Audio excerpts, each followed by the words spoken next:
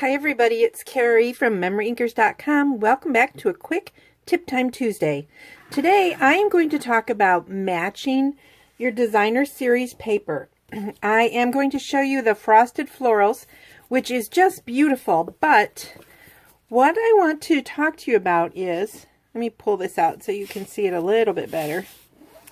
On all of our designer series paper, it will tell you what colors go with the designer series paper. And while I tend to go by this list, sometimes you will see that in the paper there is a huge amount of variation to the colors.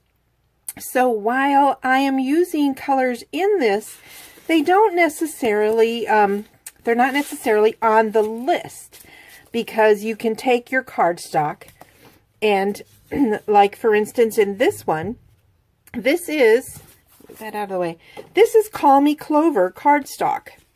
But this designer series paper does have some of that color weaved through it. So I used this piece, and I know it's probably not coming up on the video, but this paper is like amazing. All of the pages actually have a frost look to them. So I just wanted to share this little tip with you. And just to show you another real quick, here's another piece of that paper. I'm hoping you can see the frost when I do this. And it is on both sides. Look at that. Isn't that gorgeous? So all you have to remember is that you don't have to match. This is Rich Razzleberry, which is not listed, but look at it, it matches. So this is what I'm going to share you. I'll make a quick card today to share with you. I am using this happy birthday sentiment from the Beautiful Day stamp set. It is right here. Beautiful Day. So pretty. And I could use a whole piece of 4 1/4 by 4 by 5 1/4 of Whisper White, but I'm cheap, so why would I? So I'm going to stamp the happy birthday sentiment right there at the top. And then I am going to just put some snail on this piece, and I am going to put it where I know it would fit properly. And then I'm going to take the designer series paper. So you're getting a couple of tips today. Mismatched, can't really say mismatched because it does match. Going outside the standard box, I guess, would be what I'm trying to say with that, with the color options for the designer series paper. Sometimes it's okay to break the rules. Then I am going to use some of this awesome velvet ribbon, which is also in Rich Razzleberry,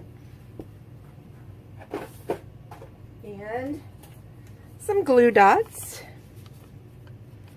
And I'm actually going to put the glue dots onto the designer series paper where I want it to be stuck down. Whoops, not to my finger. You could run your snail across this too, but this ribbon is very heavy, and so I want it to stick. And then I'm going to measure this. You could also do this by not adhering the pieces down perfectly, which I can actually see I'm off, you know, because I cut it myself. So, you know how I feel about perfection. Anyway, then you can see, you just pop those off, make a big mess all over your table.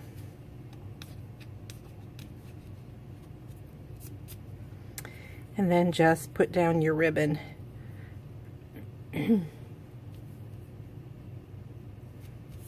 And there you go. A beautiful card that was not intentionally meant to match, but it does. So think outside the box when you're using your designer series paper.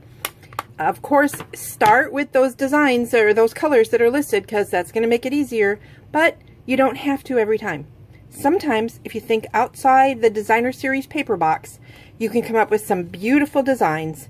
And you could even stick this bow on there. I'm not going to because I don't particularly like it, but I did cut it out, so I wanted to show you. All right, Bye. Have a great day.